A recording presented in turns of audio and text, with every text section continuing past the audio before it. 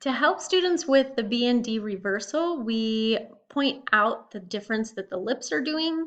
In the lips program, doing the lip popper and tongue tapper, it should feel very differently.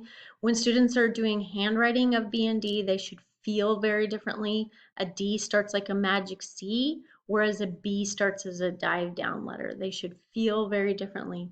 Also, we have some students do hands-on activities with a worksheet to practice their accuracy or that they are 100% perfect.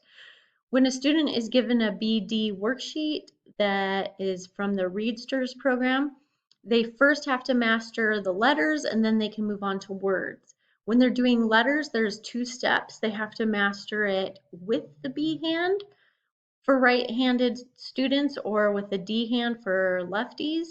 And then after they master it with the hand, then they have to master the letters without the hands.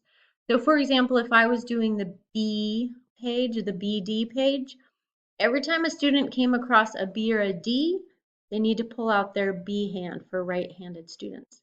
And every time the letter is not a B or a D, like if it was an A or an X, they put their B hand away. So some students just do it as simple as pull out the thumb and put it away. And so if the letter on the worksheet is right in front of them and they're looking at it, they should have the hand right next to that letter and they should put the B hand out if it's a B or a D to compare. Is it matching my B hand? If it is, then I say B. And again, we're naming the letter. So B. And then if it's not, A, D, B. It is not about being fast at first when they're using their hand because they're supposed to be stopping and comparing their hand to the letter to work on accuracy 100%. Once they get that row completely done of 10 letters, you as a tutor need to tell them immediately how they did. You got 9 out of 10 correct.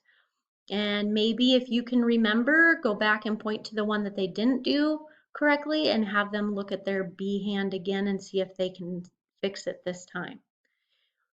The goal is to do the entire page. Now that can be very taxing for our students, so sometimes I modify how many minutes or how many rows I have you do with a student. Once they've done the whole page, they are done. Some students eventually start getting more and more accurate. So once they get 3 rows, they do not have to be consecutive.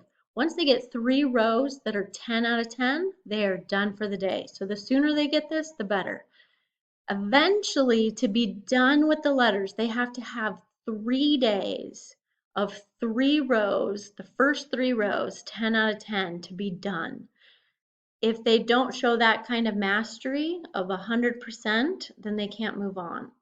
They still are doing it with their hand, showing the B and the D, or just the B hand for right-handed students. Once they've mastered that, then the next step is to start working on the speed. So we pull the hand away, we do the letters again, and we're going to start asking them to name the letters but without the B hand and see if they can do it faster. They cannot move on to words until they get fast. Once they're at the word stage, they will stay there until they can do it fast. Again, we don't really want them pulling out their B and D hand anymore. They should already kind of know, but they can pull it out if they need to, if they're stuck. This is a strategy we want them to be mastered at. By the time they're done with that, they should be pretty mastered at B and D reversals. However, it will still appear in their writing. At least it should be mastered in their reading.